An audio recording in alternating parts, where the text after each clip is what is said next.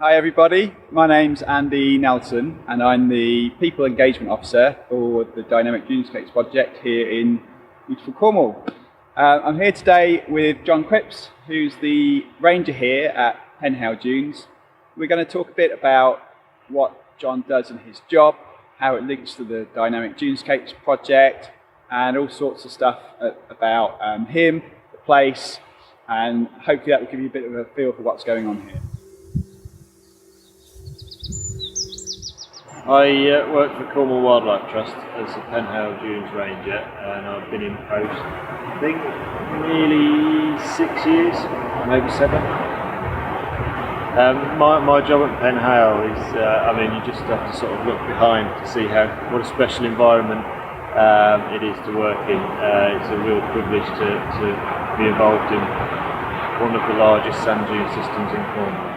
So, highlight of the job is just working in a fantastic environment with a beautiful view, and being able to try and sort of safeguard some of the really important species that live on the dunes. So another highlight for me is working with livestock. Grazing is quite an important aspect of managing the dunes, and working with ponies and cattle is rewarding and stressful in equal measure. A low light of the job. There aren't many really. On some of the more publicly accessible areas of the dune, we have the usual issues with dog fouling, which is always a pain, but it's not the end of the world. With up and coming work of the Dynamic Dunes project, we've got some interesting issues with unexploded ordnance. So things left over on the military training area from military training, so those could be quite exciting and quite costly to deal with.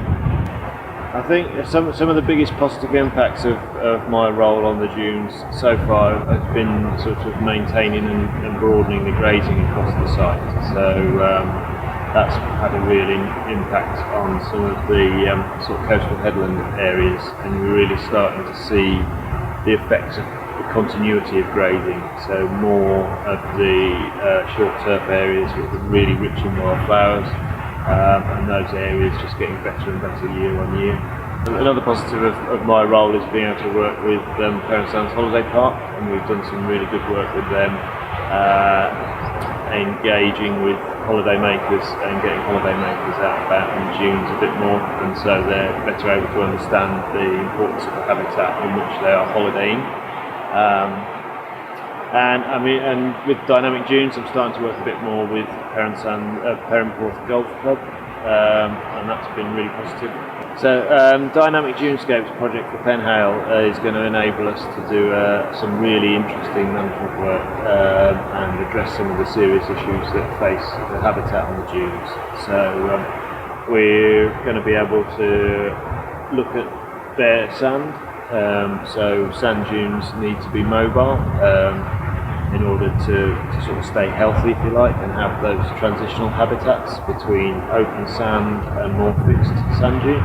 And at Penhale we've got one good example of mobile sand that is currently maintained by people walking on it.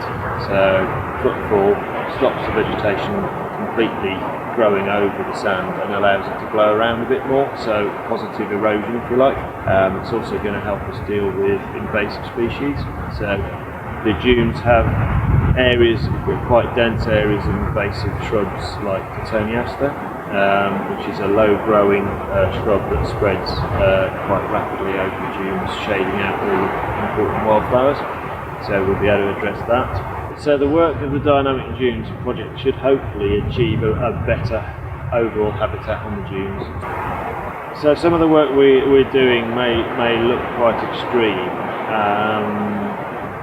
and it is because the dunes are in an overly stable situation, and that's caused by lots of different factors. So a lack of grazing, things like atmospheric nitrogen, basically pollution in the atmosphere, heavily fertilising the dunes, if you like, and encouraging things like bramble and blackthorn and scrubby species to outcompete everything.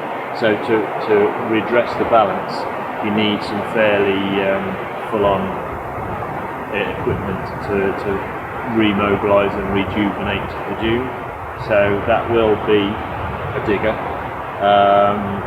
and it will mean that there's a lot more sand blowing around. But because the areas at Penhale that we're choosing are away from any private property or anything like that, we can allow the dune to behave more naturally because there are no impacts to private property. So in Cornwall we've spent a long time in small sand dune systems planting marram grass to stabilise them, but that stabilisation is normally required to protect property. Here we've got about 800 metres of sand dune that way. So we can blow it around a bit and not worry. And also the way the system works, it's highly likely that the sand from the beach will blow through, and we're just moving sand around within the system rather than losing it out of that system.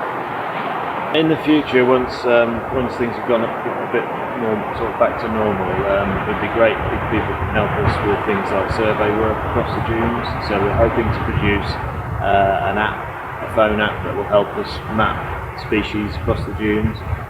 So there'll be all sorts of things we can do with that, with some help. And some of the habitat work that we would like to do would be great. Many hands make light work. It would be great to have some help with that when we're allowed. If people want to find out more about how Dynamic Dunes Project is working in Cornwall, we have a Facebook page, Dynamic Dunescapes Cornwall. I have a Instagram, Penhale_dunes_ranger, I think. And there's also a National Dynamic Dunescapes website as well. So those are some of the ways people can find out what we're doing. That was John Cripps, the ranger here at Penhale Dunes. So that was really good to have a chat with him and learn more about what's going on here. If you enjoyed this, if you find it interesting, we'll do some more videos along similar sort of lines and go into a bit more detail about those.